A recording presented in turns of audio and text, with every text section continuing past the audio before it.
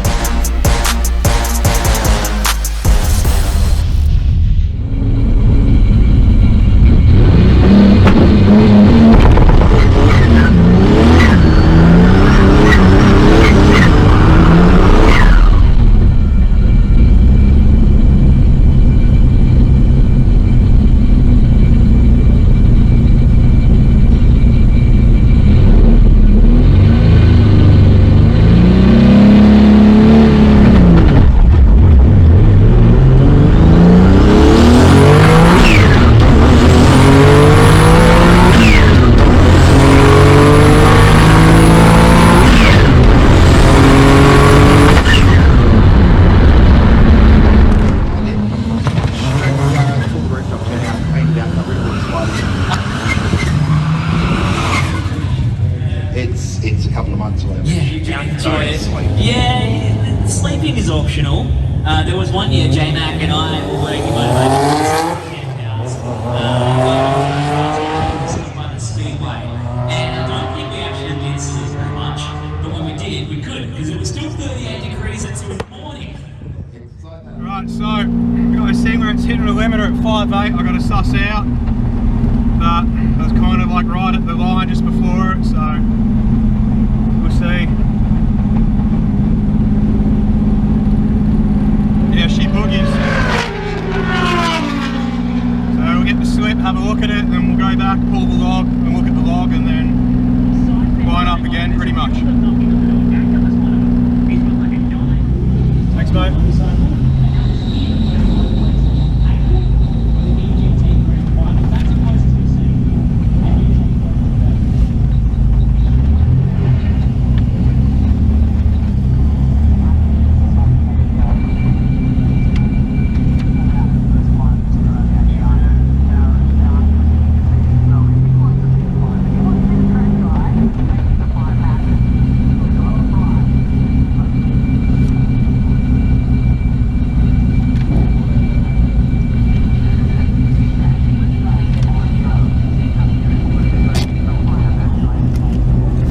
Definitely can't be right. 13.7 at 117.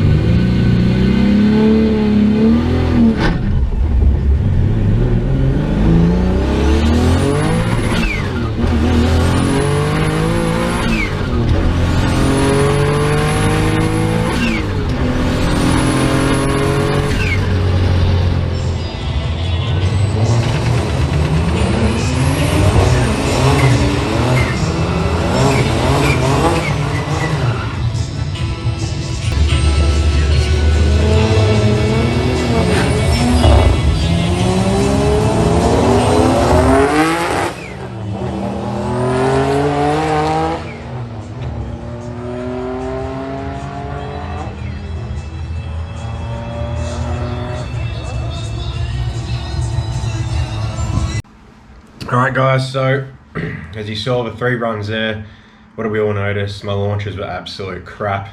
My shifting was crap. Couldn't use launch control because I ran out of DI frequency. They're rated to 400 Hertz. I was pushing to 1600, which was about 179 kilometers, and then it would go back down to 0, which would then enable launch control, which I'll show you in the logs. So we'll jump across into the link software, into the log. We'll bring up the runs. So here you can see these are my street hits dialing in after I fixed the turbo. Here you can see the mouse on the left, and then where this yellow cursor is down the middle, that's the first run. So we will zoom in on that. Let's zoom in a bit more. There we go. Alright, so you can see here burnout, and then that's here is where I was staging, and then here was when I was trying to rev it up, and then just here you see where I let go of a clutch, which is in the middle here, which is right there. As it starts to dive down, you can see my TPS goes up to 100, and we've dived down basically to 900 RPM as it bounces and picks back up, and then off we go. So as we get full boost here, the first gear was 5.9, which is expected because it lugged right down. Would get full boost of like 20 psi, so not the 26 it was tuned on. Then I shift and back up there, back up to 21 psi, shift again.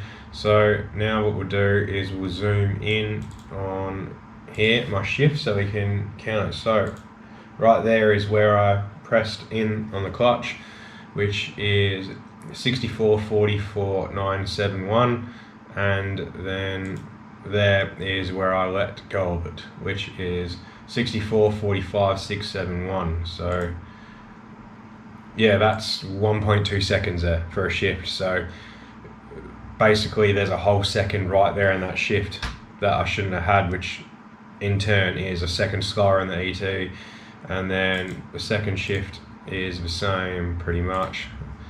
So 64.47.775, 64.48446, so that one's about 800, so it's about just over half a second too slow, which all the shifts were about that. So that explains also why the crappy times that I got on that. Oh, also I'll show you this here.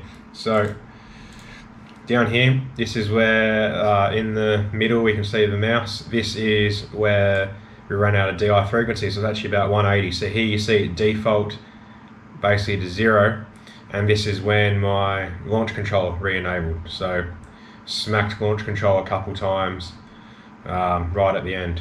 And also as I was shifting into 4th, I was basically at the line 2, which also hurt. So once I get back to the dyno and we actually raise the limiter back up to where it's meant to be like 7.6, I should be able to finish in 3rd gear, which will be awesome. So we'll quickly just zoom out this. I wish I knew a quick keyboard shortcut, which there will be one, I'm just too lazy to look at. Alright, and then that's all the waiting time in between. There was also, I don't know if I mentioned it in the video, but there was 3 all downs in a row, so it was like 2.5 hours between runs. So now here's the second run, you can see me do the burnout there. Then here is where I let go of a clutch, and you see it's still down to under 1000 RPM again. Then we get full boost-ish by around 6.6 this time because it really lugged down.